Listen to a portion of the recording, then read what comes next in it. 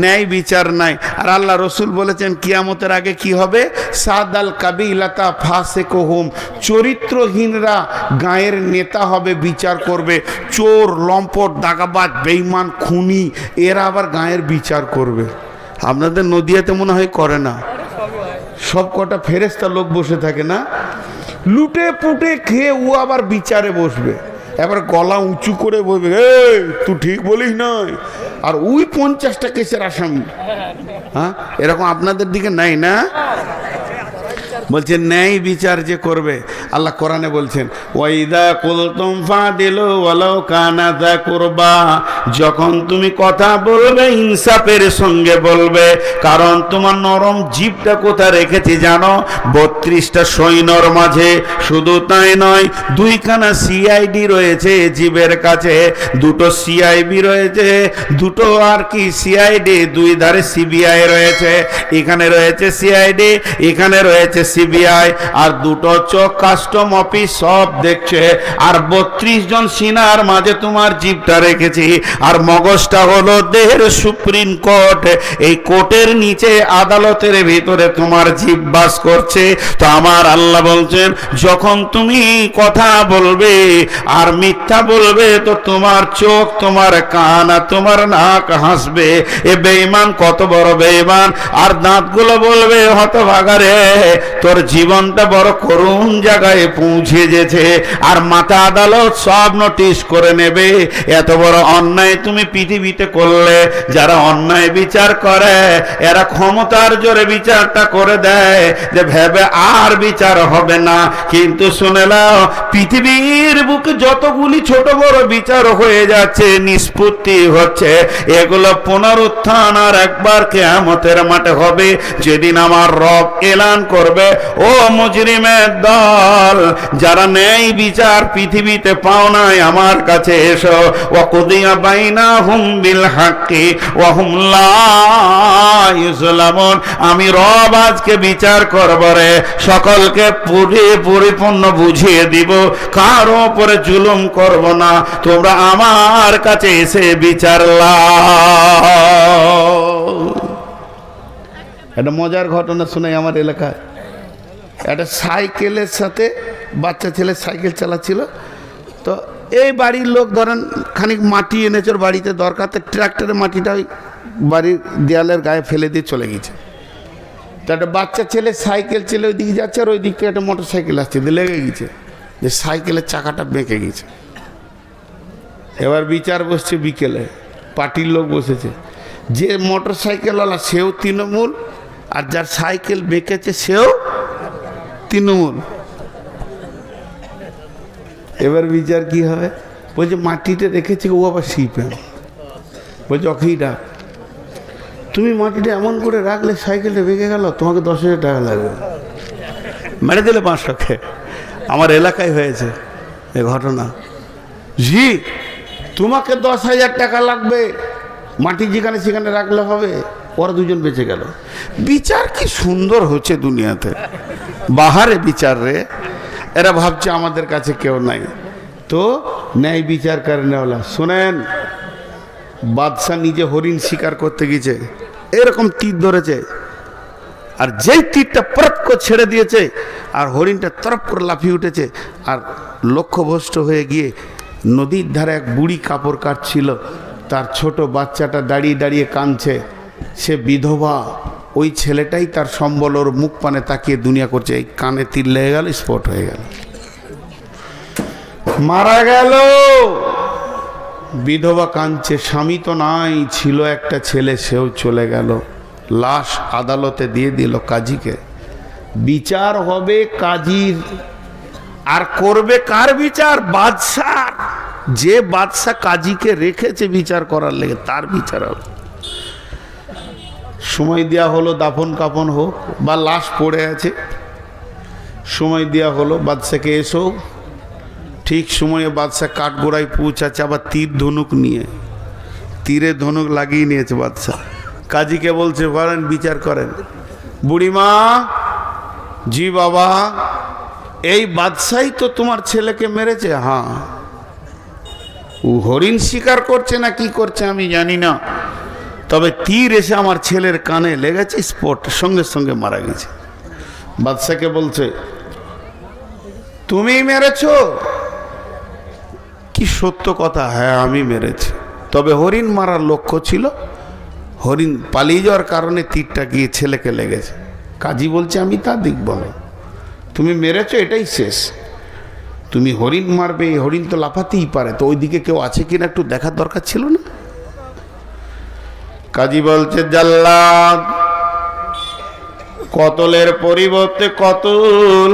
কোরআন বলেছে বাদশা হোক আর যাই হোক, এখনই গর্দনটা বুড়ি মায়ের সামনে লাশ বানিয়ে দাও, গর্দনটা থেকে মাথাটা নামিয়ে দাও।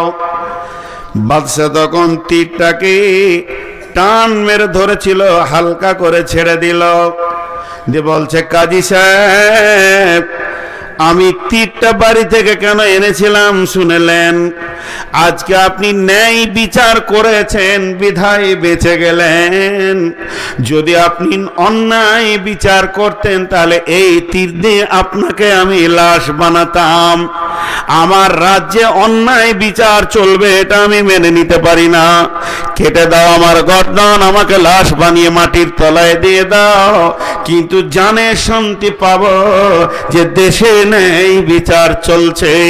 জাল্লাদ রেডি হয়ে গেল, খাপ থেকে তলোয়ার বের করেছে, বাদশাকে নিয়ে এসে নামানো হলো, পেছনে হাত বাঁধা হচ্ছে। বুড়ি মা বলছে, বাপ, বাদশাকে বাঁচানোর কি কোনো রাস্তা নাই? এত সুন্দর ছেলে যে নেই বিচারকে গ্রহণ করে। বুড়িকে কাজী বলছে, ওকে একমাত্র বাঁচাতে পারবেন আপনি। যদি আপনি আপনার ছেলের খুনটা মাফ করে দেন, এক্ষুনি বেঁচে যাবে, এছাড়া ওর দ্বিতীয় কোনো আর রাস্তা নাই। তখন বুড়িমা বলছে, বাবা, একটা ছেলে তো আমার চলেই গেল, তা আমি বাদশাকে মাফ করে দিলাম, জাল্লাদ তুমি তলোয়ার ফিরিয়ে নাও। যখনই জাল্লাদ তলোয়ার ফিরিয়ে নিল, বাদশাকে বেকসুর খালাস ঘোষণা করা হলো। অমনি বাদশা দৌড়ে গিয়ে বুড়িকে কোলে তুলে নিয়ে বলছে, মা, তোমার তো একটা সন্তান মারা গেছে, তো আমাকে কি তুমি সন্তান হিসেবে গ্রহণ করে নেবে না? আমার কাছে বাকি জীবনটা কাটিয়ে নাও। আল্লাহর নবী বলছেন, পৃথিবীর বুকে যে ন্যায় বিচার করবে, ন্যায় সাক্ষী দেবে, অন্যায় অনুপরিমাণ জ্ঞান বশত করবে না। নবীজি বলছেন, উম্মত, তোমার চিন্তা নাই, সেই কঠিন দিনে তোমাকে পেরেশান হতে হবে না। ওই রকম একটা এসি রুমে তোমার কোটা লেগে গেছে। নাম্বার 2, ওরা জল ও শাবুন শাফি ইবাদাতিল্লাহ, ওই যুবক আর ওই যুবতী যে যৌবনকালে আল্লাহর ইবাদত করেছে, যৌবনকালে বেশি বেশি করে আল্লাহকে ডেকেছে। এখন যুবতীদের যৌবনকালের ইবাদত কি আর যুবকেরই বা যৌবনকালের ইবাদত কি, এটা বলতে গেলে 1 থেকে 1.5 ঘন্টা লাগবে। শুধু আমি শর্টে বলে দিচ্ছি, যুবকের 2টি যৌবনকালে ইবাদত। একটা হলো যে কোনো উপায়ে ইনকাম করে নিয়েছে, অধীনস্থ মা বাপ, ভাই বোন, বিবি, স্ত্রী, ছেলে মেয়েকে সুখের দিন দেখানো। যত কষ্ট হয় যুবক, তুমি তিলে তিলে ইনকাম করে নিয়ে এসে খাওয়াও। আর 2 নম্বর যুবকের ডিউটি হচ্ছে ওয়াল হাফিজুন আলি হুদুদিল্লাহ, আল্লাহর দ্বীনের এবং কোরআনের যদি কেউ অবমাননা করে, রক্তটাকে সেখানে তুমি ঢেলে দাও, বুকের রক্ত ঢেলে দিয়ে এসে বেঈমানের জিভটাকে টেনে বের করে নাও এবং তাকে মওতের দরজায় পৌঁছিয়ে দাও। হয় তুমি মরো, না হয় তাকে মারো, কারণ কোরআনের হেফাজতের দায়িত্ব তোমার। এই হলো যুবকের ডিউটি। আর যুবতীদের ডিউটি কি? ওরে আমার বেটির দল, যুবতীদের একটা ডিউটি, লুচ্চাদের হাত থেকে নিজের বডিটা বাঁচাতে হবে। লুচ্চারা যেন তোমার গায়ে হাত না দেয়, লুচ্চা যেন তোমাকে দেখে হাসে না হাসে, লুচ্চা যেন তোমাকে দেখে শান্তি না পায়, এটা তোমার হলো গুরু ডিউটি। এই যুবক এই যুবতী যখন 2 জন নিজের আমলে থাকবে, আল্লাহর নবী বলছেন, আর চিন্তা করো না রে যুবক যুবতী, তোমার ওই রহমতের ছায়াতে রিজার্ভেশন লেগে গেছে, তোমার নামে সিট হয়ে গেছে, কিয়ামতের মাঠে আর তোমাকে পেরেশানি হতে হবে না।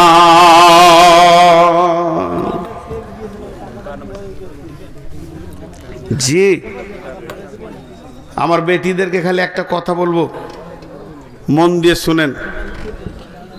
আপনাদের দিকে কড়ির ভালো দামি চিনেমাটি পাথরের দামি থালা পাওয়া যায়?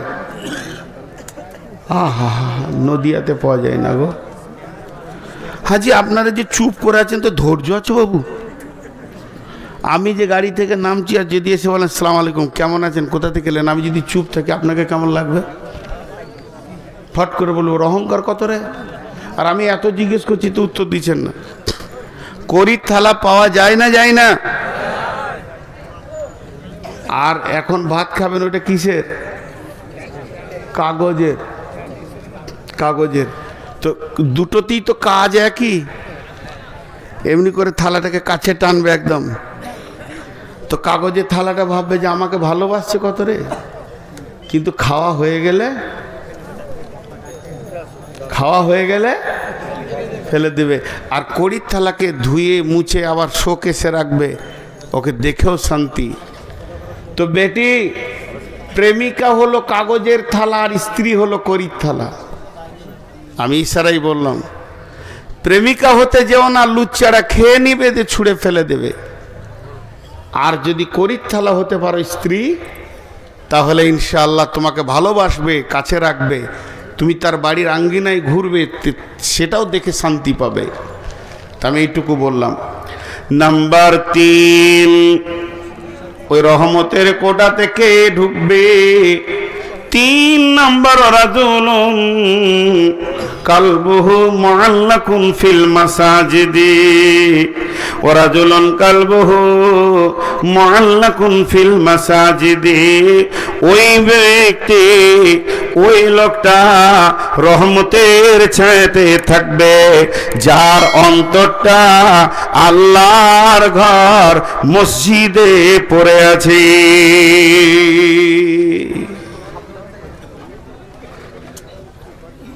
বলে না, আমি যদি 12টা 15 থেকে কালেকশন করি, এটা শেষ হয়ে যাবে। হ্যাঁ হ্যাঁ, বলছে হজে যাবে ইনশাআল্লাহ, আপনারা রেডি হন। এরা উঠছে কেন? এ যা, এরা উঠছে কেন? ও ভাই, কি হলো, পকেট মেরে দিয়েছে? আমার কাছে আসেন। আচ্ছা, এরা উঠছে কেন বুঝতে পারছি না। না, খবরদার। কানুন নামে একটা মেয়ে স্বামীকে যেতে বলছে, মানে খুঁজছে। নাউজুবিল্লাহ, এটা কি মানে মাইকে বলার? ও আর স্বামীকে খুঁজছে, তো এটা বলে দিতে হবে। হ্যাঁ গো, স্বামীকে গোপনে খুঁজতে হয় গো। ছি ছি ছি ছি ছি। কি নাম? কানুন? আরে বাবরে, দেখেন গো, কার বিবির নাম আদালত, নিয়ম কানুন যতগুলো বললাম, এর ভিতরে বিবির নামটা ভরা আছে। আদালত, নিয়ম কানুন, যে যান, আপনার বিবি আপনাকে খুঁজছে, নিশ্চয়ই কোনো অসুবিধা হয়েছে, বাড়ি যাবে, যান। তো 3 নম্বর, ওই ব্যক্তি যার দিলটা মসজিদে পড়ে আছে। এটা অনেক ব্যাখ্যা করলাম না। 4 নম্বরে আল্লাহর নবী বলছেন, ওরাজুলানে, ওই 2 ব্যক্তি তাহাব্বা ফিল্লাহি ইজতামা আলাইহি ওয়া তাফাররাকা আলাইহি।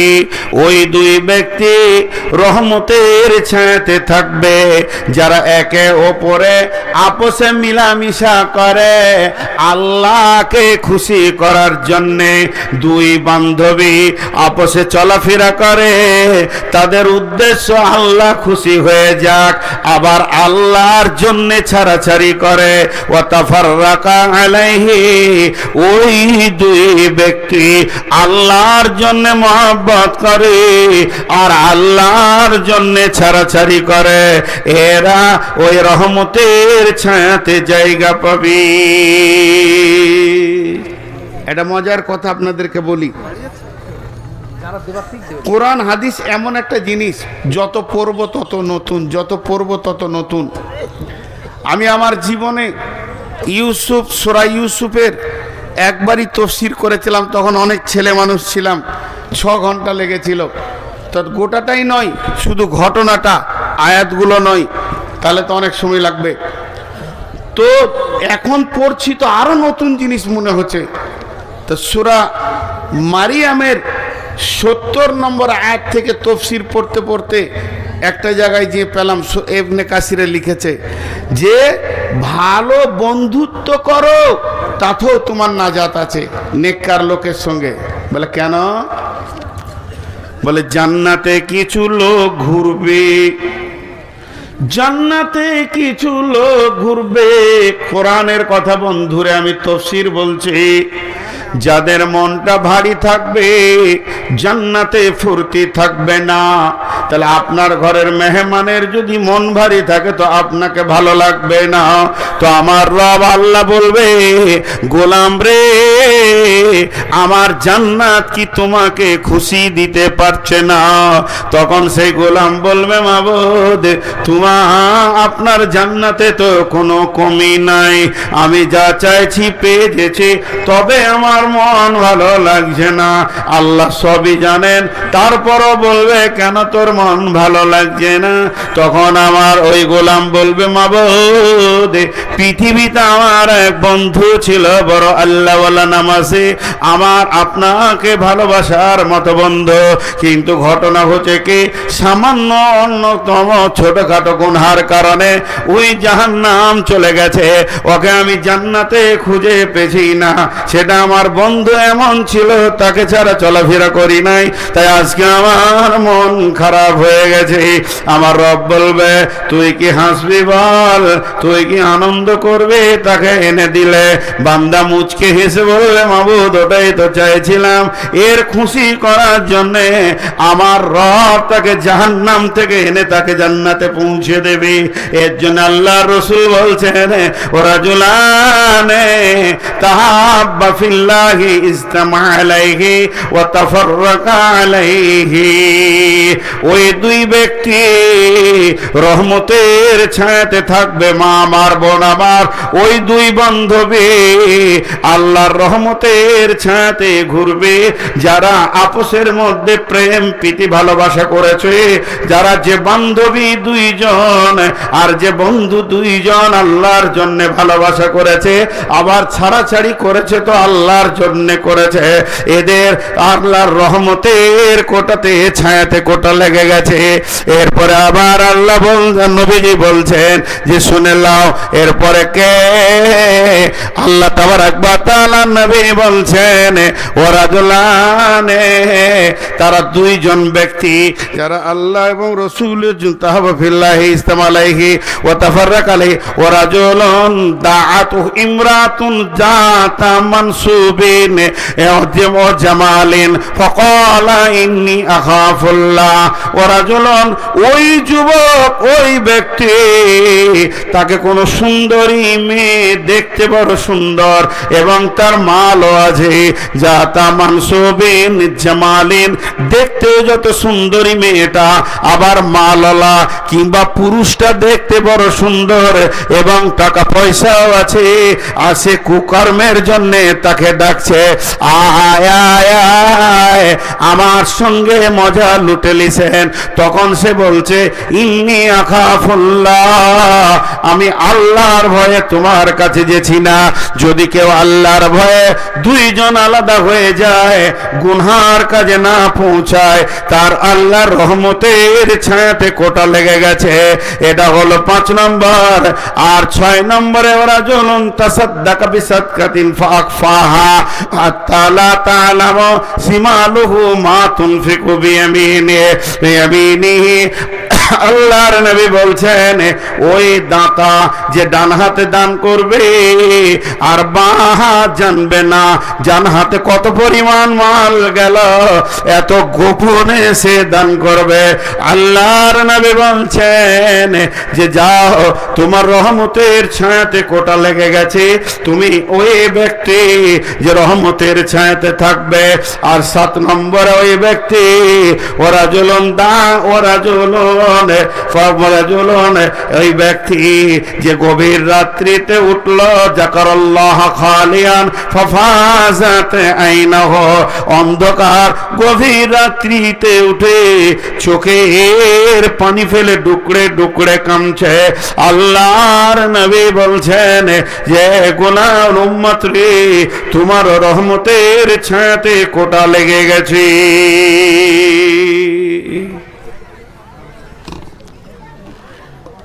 আজকের বক্তব্যটা কি হলো? কিয়ামতের মাঠে টেনশন মুক্ত বক্তব্য। ঠিক মতো হতাশ হবেন না, লা তাহজান ইন্নাল্লাহা মা'না, আল্লাহ আমাদের সঙ্গে রয়েছে। এক নম্বর হলো নামাজি হবেন তো নূর পাবেন। দুই নম্বর হলো যে রসুলের সুন্নতকে গ্রহণ করবে তার জন্যে হাউজে কাউসারের পানি রেডি। তিন নম্বর হলো রমজান মাসে রোজা যে রাখবে দিদারে ইলাহি পাবে, বড় বড় প্রাইজ। আর চার নম্বর হলো আল্লাহর রহমতের ছায়াতে 7 শ্রেণীর লোক থাকবে। এক নম্বরে ন্যায় বিচার করেনেওয়ালা, দুই নম্বরে ওই যুবক যুবতী যৌবনকালকে আল্লাহর রাস্তায় ব্যয় করেছে, তিন নম্বরে মসজিদে যার দিল সব সময় পড়ে আছে, চার নম্বরে আল্লাহর জন্য মহব্বত করেছে, আল্লাহর জন্য ছাড়াছাড়ি করেছে, পাঁচ নম্বরে হলো ডান হাতে দান করেছে, বাম হাত জানে না, ছয় নম্বরে হলো কাউকে কোনো সুন্দর যুবক বা যুবতী ডাকছে সে আল্লাহর ভয়ে যাচ্ছে না, আর 7 নম্বরে গভীর রাত্রিতে উঠে চোখের পানি ফেলেছে, এদের জন্য আল্লাহর রহমতের কোটা লেগে গেছে। বিধায় এই জিনিসগুলো আমরা খেয়াল করব কিয়ামতের মাঠে সাবধানতার জন্য। ছোট্ট একটা জিনিস খালি আপনাদেরকে বলে দিচ্ছি, সকলেই শুনবেন। এটা আমি আমার ব্রেন থেকে বলছি, এটা না কোরআন না হাদিস। জীবনে যতগুলো হাদিস কোরআন একটু নাড়ানাড়ি করলাম, তাতে দুটি জিনিস পেয়েছি, আপনাদেরকে দিয়ে যাচ্ছি। এক নম্বর হলো হাক্কুল্লাহ, আর একটা হলো হাক্কুল ইবাদ। কিয়ামতে দুটি আদালত হবে। তো আমি যেটুকু বুঝেছি ক্ষুদ্র জ্ঞানে, হাক্কুল্লাহতে 98% মানুষ জান্নাত চলে যাবে, আল্লাহর হকে ত্রুটি হলে আল্লাহ মাফ করে দেবেন। কিন্তু হাক্কুল ইবাদটা বড় কঠিন। আল্লাহ রসুল বলছেন শহীদের 3টে লাভ, ওর গায়ে তলোয়ার লাগার আগে জান্নাতের সেন্ট, 2 নম্বর ওর রক্ত মাটি যখন ছুঁয়ে দেবে জীবনের সাগিরা কাবিরা সব গুনাহ মাপ, 3 নম্বর ওর মতটা পিঁপড়ে কাটার মতো হয়। তো সব গুনাহ মাপ ইল্লা দাইন, কিন্তু ঋণ মাপ হবে না। বিধায় আমি আপনাদের কাছে ছোট ভাই বা ছেলে হিসেবে একটা সাবধানতা দিয়ে যাচ্ছি যে আল্লাহর ব্যাপারে আমরা যত সতর্কতা অবলম্বন করছি, বান্দার ব্যাপারে তার থেকে বেশি করতে হবে। কেন? যে বান্দার দাম বেশি তা নয়, বান্দার হিংসা বেশি, আল্লাহর হিংসা নাই। কাউকে একটা গালি দিয়ে রেখেছি, 2 টাকা জোর করে দিইনি, চেয়েছিল 30 টাকা দিয়েছি 25 টাকা, এই 5 টাকার জন্য আদালতে আপনি সেই দিন ফেরে পড়ে যাবেন। অতএব পৃথিবীর লেনদেন যেন সোজা হয়ে যায়। একটা কুকুরকে পানি দিয়ে বেশ্যা জান্নাতে গেল, আর নামাজি মেয়ে একটা বিড়ালকে মেরে জাহান্নাম চলে গেল। আমাদের কাছ থেকে সমস্ত প্রাণী ভালো ব্যবহারের হক রাখে। এই কথাগুলো আমি বলছি কেন? যে কঠিন কিয়ামতের দিনে যেন আমরা বাঁচতে পারি। লা তাহজান, শেষকালে দোয়া দিব, সকলে জোরে আমিন বলবেন। এ আল্লাহ, তুমি আমাদেরকে কিয়ামতের মতো কঠিন দিনে আমাদের সঙ্গী হয়ে যাও। যতটি লোক বসে আছেন আল্লাহর অস্তে দিয়ে বলছি, যখন কোনো মানুষ আল্লাহর অস্তে দিয়ে কথা বলে সেটা রাখতে হয়। 10টা মিনিট 15টা মিনিট উঠা বসা করবেন না। আল্লাহর গোলাম কেউ আছেন, একজন দিয়েছে 1 লাখ, আর কোথাকার তারপর মুসাফা করবো যে কত দূরে আমাদের হাত যে যাবে না ভাই। মাশাআল্লাহ ভাই, খুশি হলাম ভাই। আমার 3 লাখ নগদ, কোনো বাকি রাখেনি। তবে একটা কথা আপনাদেরকে এই এলাকায় আমি বলে যাব, আর ওই ভাইকে আমি মুসাফা করলাম, ওনাকেও আমি দাবি রাখছি, এইখানে একটা জামিয়া সালাফিয়া বানানো, আর ওই ছোট করে রাখিয়েন না। আপনাদের মাটির যা অবস্থা, ইনশাল্লাহ এখানে জামিয়া সালাফিয়া হবে। এবং বড় বড় আলিম নিয়ে আসেন, বড় বড় আলিম নিয়ে আসেন। ঘর বড় করতে হবে না, না চালা ঘর হোক, টিনের ঘর হোক, কিন্তু ইলমের তারাক্কি বেশি হোক। দেখবেন গায়েবী খাজানা থেকে টাকা আসবে, কেউ রুখতে পারবে না। আমি নিজেই জানি না, আমার কাছে যদি হিসাব নেন আমি খুব বেশি 1 কোটি টাকার হিসাব দিতে পারবো, অথচ এই হাত দিয়ে 3 কোটি টাকার মসজিদ হয়ে গেল। তো কী করে হলো, কোথা থেকে আসছে আমি বুঝতে পারছি না। জি, গায়েবী খাজানা থেকে মাল আসবে, লোক আছে। জি, একজন মহিলা বলতে বাধ্য হচ্ছি, আল্লাহ ওনাকে সুস্থ রাখুন এবং সবল রাখুন। অ্যাট আ টাইম একসঙ্গে আমাকে 36 লক্ষ টাকা দিয়েছে মহিলা, এবং বলল বাবা তুমি চালিয়ে যাও কাজ, আমি টাকা দিতেই থাকবো, আল্লাহ আমাকে এত টাকা দিয়েছে শেষ হবে না। তো আল্লাহ তাবারাক ওয়া তাআলা এরকম পৃথিবীতে মানুষ রেখেছেন যাদের, আপনি কি ভাবছেন যে উনি টাকাটা দিয়েছেন? না, আকীদা ওটা নয়, আকীদা এটাই ওনার টাকাটা আল্লাহ নিয়েছেন। বহু টাকাওয়ালা আছে, সবারই টাকা আল্লাহ গ্রহণ করেন না। বহু টাকাওয়ালার মুখে আল্লাহ ঝাঁটা মেরে রেখে দিয়েছে, টাকা গ্রহণ করেন না। বিধায় আপনাদেরকে বলছি, আল্লাহর গোলাম কেউ আছেন, একজন 40,000 কে বলছিলেন, আব্দুল সবুর 44,000, এটা কোন ধরনের দান হলো? ও 2000 রিয়াল, ওই সবুর, ওই ডিঙ্গেল বাড়ি,